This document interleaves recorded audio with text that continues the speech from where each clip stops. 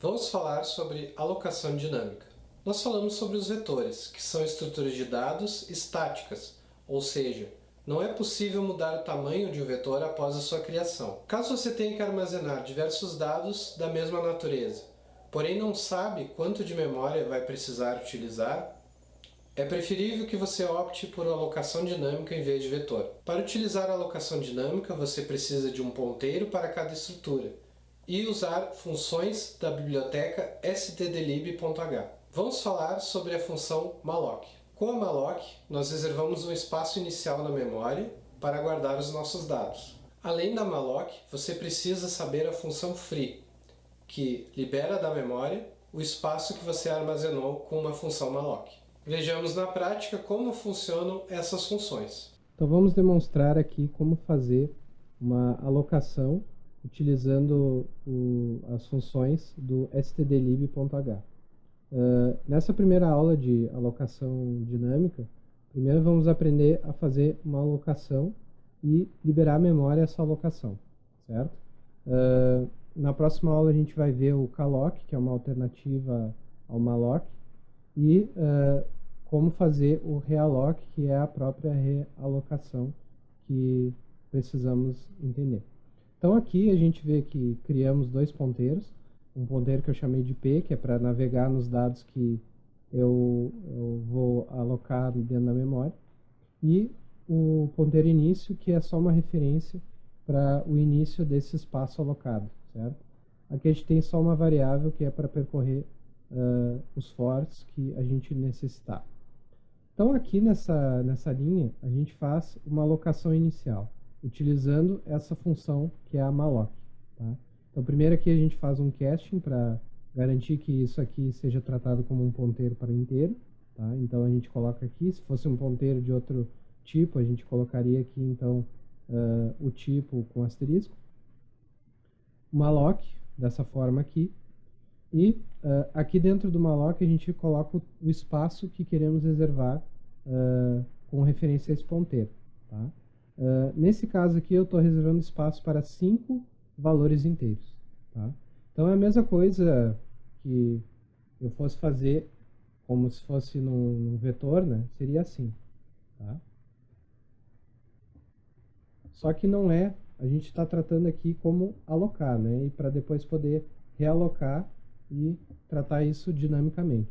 Então, dessa forma aqui, vocês vão fazer uma alocação inicial. 5 vezes sizeOf_int, né? Esse sizeOf, ele é uma função que retorna o número de bytes desse tipo aqui, que é o inteiro. A gente não tem como saber, ou na verdade a gente até tem, mas não precisamos saber decorado qual o tamanho de cada tipo. Então é melhor utilizar o sizeOf, que já retorna esse tamanho para nós. E aqui a gente multiplica sempre o número de valores que a gente quer que armazene no nosso espaço.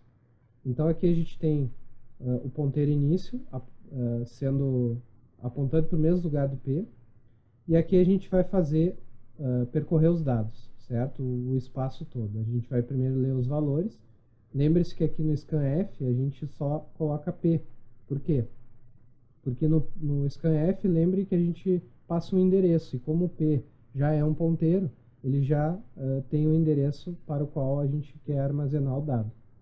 Só lembrando que aqui tem que ser feita a aritmética de ponteiro, então a gente pode colocar até no próprio for isso aqui, ou separado, mas esse P++ vai passar para o próximo dado dentro desse espaço alocado.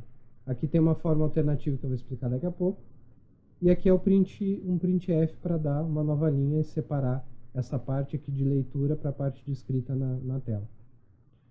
Antes de passar para a escrita na tela, a gente tem que pensar que o ponteiro P ele tem que voltar para o início. Então a gente tem que dizer que o endereço dele agora é o início lá dos nossos dados.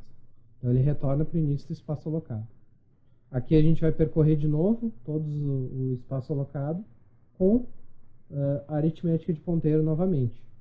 E aqui a gente tem que usar o asterisco, porque o asterisco fora desse contexto aqui de declaração, ele significa que o ponteiro, o valor pelo qual o ponteiro está apontando. Então, nesse caso aqui, é o valor que está lá dentro do espaço alocado. E aqui temos o free, né, que a regra de ouro é que a gente precisa, no final do programa, utilizar um free a cada malloc ou calloc que a gente utiliza na aplicação, certo? E esse free vai liberar da memória esse espaço alocado. Então vamos fazer um teste aqui. Eu vou armazenar 5 valores. Então tá ali, ó, os 5 valores ditos para nós são os mesmos, então tá tudo certo, tá? Então, essa é a forma de vocês fazerem a navegação, então, por espaço alocado, então utilizando ponteiro com malloc e utilizando a aritmética de ponteiro para navegar por ali, ou ainda vocês podem utilizar como um vetor, certo? Então, você pode utilizar a mesma sintaxe que vocês utilizam lá para vetores para fazer a navegação pelos índices de tudo. Então, está aqui demonstrado, né? A gente tem o mesmo ponteiro, mas agora utilizando o e-comercial, porque aí ele está sendo tratado aqui como um vetor, tá? E aí temos que colocar o índice. E aqui no final a mesma coisa, né? Temos o P trazendo, então, o valor que está ali dentro, sem precisar do asterisco, porque estamos tratando ele como um vetor, tá? A vantagem aqui é que a gente não precisa se preocupar com aritmética de ponteiro. Então, na verdade, esse P início aqui a gente nem precisa, tá? A gente nem precisaria ter declarado o ponteiro de início, né? Então, só para vocês verem que o resultado vai ser exatamente o mesmo. Então, tá aqui, ó. Eu digitei o mesmo vetor aqui, né, os mesmos valores para isso aí, e tratando ele como um vetor, ele também vai trazer os valores da mesma forma. Então é isso, gente. Essa é a primeira aula, então, de alocação dinâmica, e espero vocês na próxima aula para completar esse conteúdo aí. Até mais.